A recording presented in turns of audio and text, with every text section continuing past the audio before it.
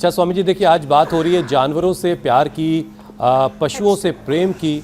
तो स्वामी जी, ज्योत्सना और ईशा तो गायों के बीच अभी गौशाला होकर आई हैं, लेकिन ये सबके लिए पॉसिबल नहीं कि सब इस तरह से गौशाला चले जाएं लोग और वहाँ जाके थोड़ा वक्त बिता पाए।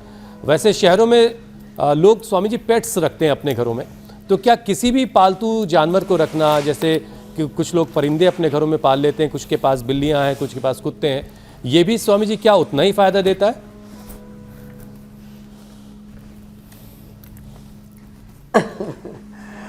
देखो, अभी सोशल मीडिया पर एक बहुत वायरल हो रखी है स्टोरी, शायद यूरोप के यूके की किसी महिला ने अपने कुत्ते से चटवाया, कुत्ता आया और उसने चाट लिया। उसके शरीर पर हल्का सा कट लगा हुआ था, यहाँ से कोहनी के नीचे से दोनों हाथ, घुटने के नीचे से दोनों पैर काटने पड़े। पूरे शरीर में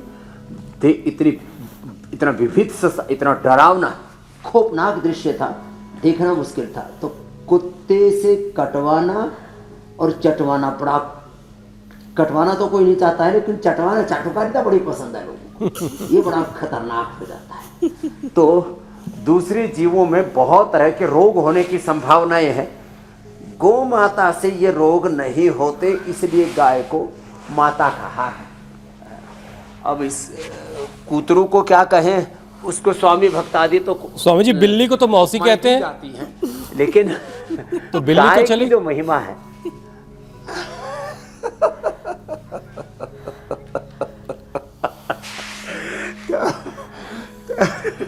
अब आप जो है नए रिश्ते नातों का ताना बाना बुन ही रहे हैं, तो कोई बात नहीं। भैंस को भी आंटी कहो, बिल्ली को मौसी कहो, कुछ भी कहो, सारे जीव जंतुओं से प्रेम करना चाहिए। हंसी मजाक की बात अलग है, लेकिन दूसरे जो थोड़े से हिंसक जीव हैं, जिनसे को रोग होने की संभावना है, लव विद डिस्टेंस है। लेकिन गाय माता के साथ आप पूरे एकात्म भाव से प्रीति कर सकते हैं।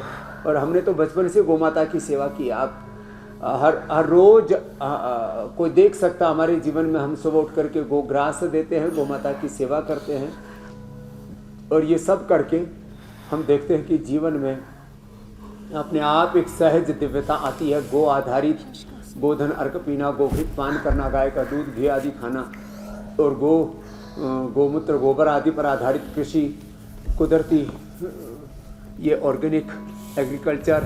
तो गो आधारित कृषि व्यवस्था, गो आधारित अर्थव्यवस्था, गो आधारित जीवन व्यवस्था, समाज व्यवस्था का एक बड़ा हमारा जीवन दर्शन था। अब वो थोड़ा सा घट गया, इसलिए उसकी याद दिला रहे थे आज ज्योत्सना जी, ईशा जी, धन्यवाद। और ऐसे ही धीरे धीरे ये देश, आजकल गौ माता के ऊपर राजनीति भी बड़ी हो रही है।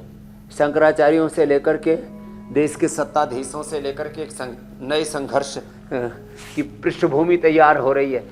तो भैया जो है, कम से कम जो हमारे जीवनीय तत्व हैं उनको तो विवाद के तत्व मत बनाओ, बल्कि उनका लाभ उठाओ और उनको जीवन में अपनाओ जी। कानून की भी एक भूमिका है, लेकिन बड़ी भूमिका है कि हम प्रकृति के अंग संग गो और तमाम तरह के जितने भी पालतू जीव हैं और जितने भी वन्य जीव हैं, सबके साथ हमारी मनुष्य और मनुष्यतर जड़ चेतन जीव जगत सबसे हमारी प्रीति, यही हमारी सनातन संस्कृति, यही हमारी प्रकृति रही है।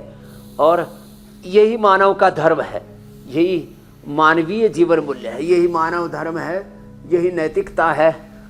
नैतिक धर्म बोलो, मानव धर्म बोलो, मोरल वैल्यूज, ह्यूमन वैल्यूज बोलो, या डेमोक्रेटिक कॉन्स्टिट्यूशनल वैल्यूज बोलो, ये सब हमें यही सिखाते हैं।